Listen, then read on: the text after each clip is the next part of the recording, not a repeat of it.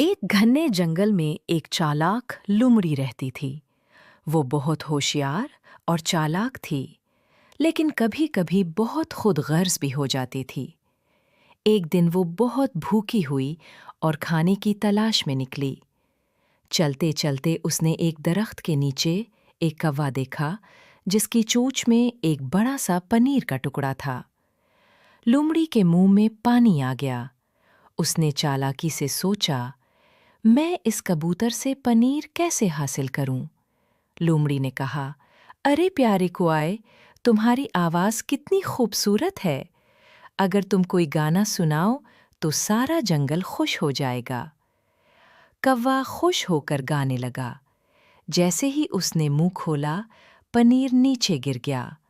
लोमड़ी ने फौरन उसे उठाया और खा लिया। कौवा शर्मिंदा हुआ और लोमड़ी हंसती हुई वहां से चली गई। ये सुनकर सब जानवरों ने सीखा कि चालाकी कभी कभार नुकसानदेह भी हो सकती है और दूसरों की बातों में आकर अपना नुकसान नहीं करना चाहिए।